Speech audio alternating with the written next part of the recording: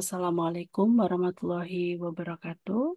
Dengan saya Yati Kristiana dari kelas MJ 401 dengan prodi manajemen dan dengan NIM 22020107069. Baik, pada kesempatan ini saya akan mempresentasikan terkait tugas UAS dari mata kuliah Perekonomian Indonesia dengan dosen pengampun yaitu Bapak Joko Suharyanto, SEMM, CPOD. Pada tugas kali ini menjelaskan dampak politik terhadap perekonomian Indonesia.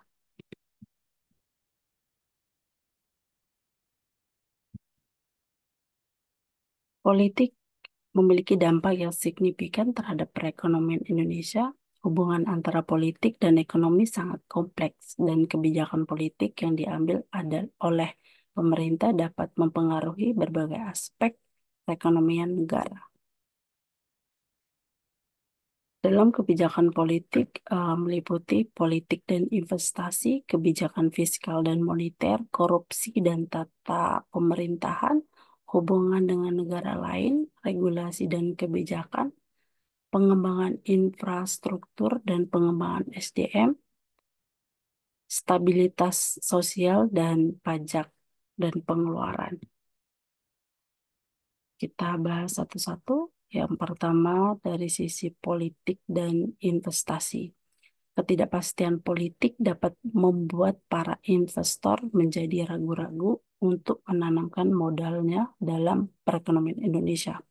Stabilitas politik, perubahan kebijakan yang tiba-tiba dan konflik politik yang mengganggu iklim investasi dan mengurangi minat investor baik domestik maupun asing. Selanjutnya, kebijakan fiskal dan moneter.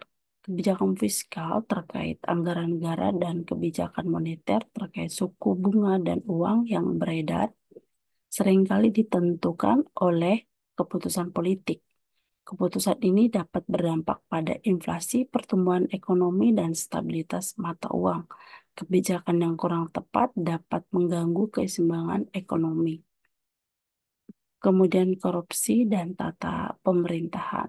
Politik yang terkait dengan korupsi dan tata pemerintahan yang buruk dapat mengerongrong efisien ekonomi. Dana yang seharusnya digunakan untuk membangun dan program ekonomi bisa saja dialihkan secara tidak adil, menghambat pertumbuhan ekonomi dan pembangunan berkelanjutan. Kemudian hubungan dengan negara lain. Kebijakan politik luar negeri juga dapat mempengaruhi perekonomian Indonesia. Hubungan baik dengan negara lain dapat membuka peluang perdagangan dan investasi yang lebih luas, sementara konflik politik dengan negara lain dapat merugikan hubungan ekonomi. Selanjutnya dari sisi regulasi dan kebijakan industri.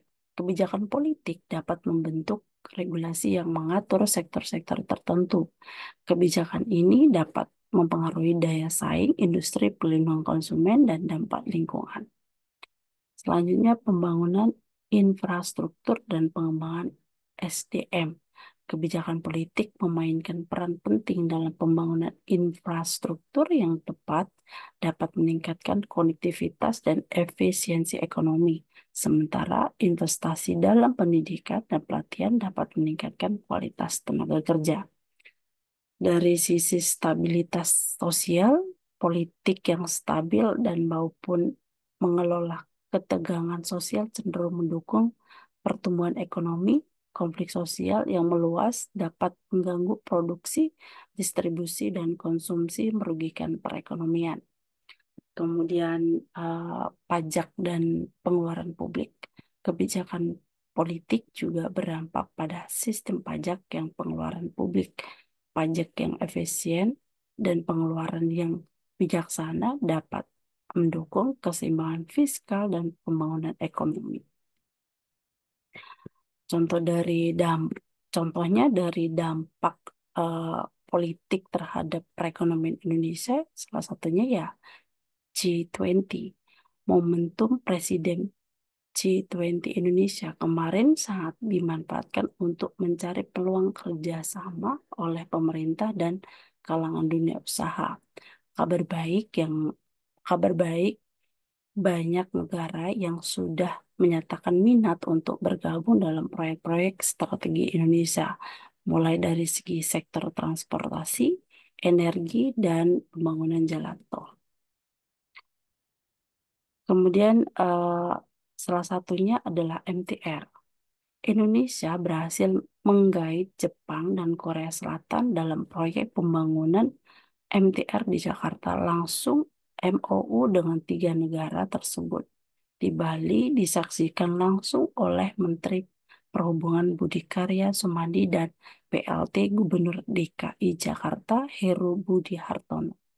Jepang sepakat untuk investasi di pembangunan MTR Jakarta East West Lane fase 1. Rutenya adalah dari Tamang Dukun Atas, Senin Perintis hingga Medan Satria. Sedangkan Inggris investasi MTR Jakarta East West fase 1 dan LRT Jakarta dengan nilai investasi sebesar 1,2 miliar dolar Amerika. Lalu Korea Selatan investasi MRT fase 4 dengan rute ke Fatmawati sampai Kampung Rambutan. Selanjutnya mengenai tol Sumatera. Pemerintah Indonesia dan pemerintah Turki juga sudah MOU untuk pembangunan jalan tol Trans Sumatera yang dilakukan langsung oleh Direktur Operasi PT Hutama Karya langsung dengan Wakil Presiden Dewan Direksi ERG Group dari Turki, Insaat Tikaret V. Sanayi Mautafa Sani Elbrigin yang disaksikan langsung oleh Menteri PUPR Basuki Hadimuljo. Alasan memilih Turki menjadi negara mitra pada proyek ini adalah karena Turki berpengalaman dan memiliki penguasaan teknologi yang advance dalam pembangunan jalan tol.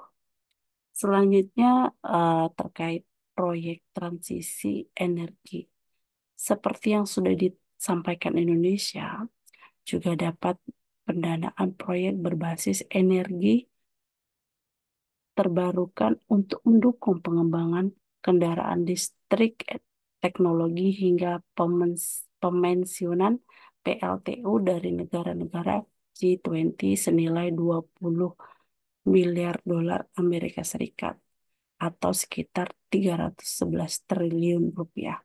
Investasi ini juga dalam rangka mempercepat pelaksanaan transisi energi di Indonesia, bahkan diinvest langsung oleh Presiden Amerika Serikat Joe Biden bahwa bersama kita memobilisasi 20 miliar dolar dalam pengembangan energi terbarukan dan mendukung transisi energi untuk menjauhi batu bara. Selain itu, Jepang, Amerika Serikat, Norwegia dalam 6 bulan akan membantu Indonesia untuk membuat rencana investasi komprehensif dalam payung yang bernama Just Energy Transition Partnership untuk mencapai net zero emission. Selanjutnya energi transisi mesinis atau ETM. Sudah dilakukan MOU terkait penjajakan pensiun dini PLTU pertama yang dimiliki produsen listrik swasta yaitu PLTU Cirebon.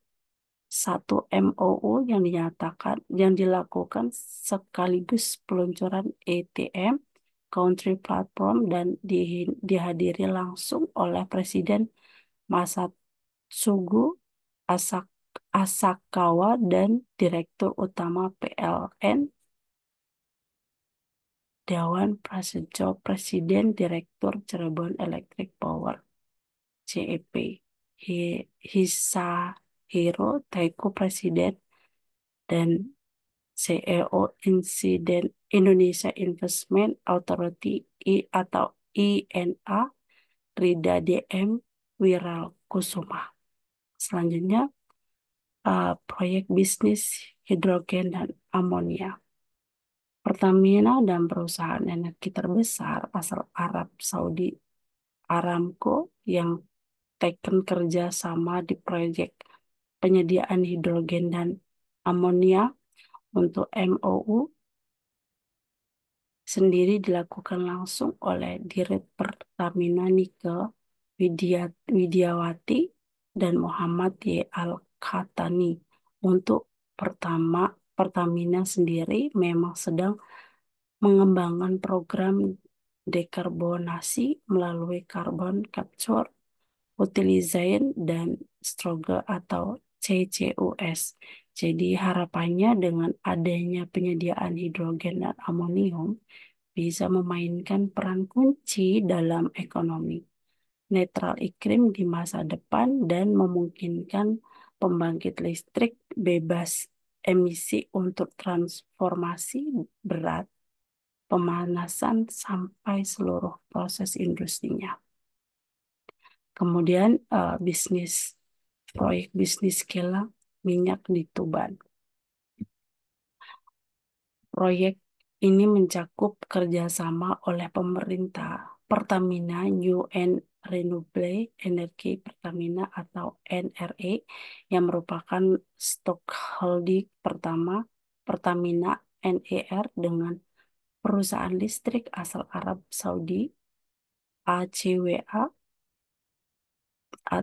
Power yang resmi melakukan Joint Development Agreement atau JDA terkait penyediaan pembangkitan tenaga listrik, uap dan air pada proyek gas Grassroots Refinery and Petrochemical atau GRRNP di Tuba, Jawa Timur. Proyek ini bertujuan dibangunnya adalah untuk memenuhi kebutuhan GRRNP tersebut di mana di joint agreement kemarin sudah disepakati kerjasama yang meliputi pembangkit listrik kapasitas 575 MW. Baik, demikian penjelasan dari saya terkait dampak politik terhadap perekonomian Indonesia. Jika ada kesalahan dalam penyampaian saya mohon maaf. Wassalamualaikum warahmatullahi wabarakatuh. Terima kasih.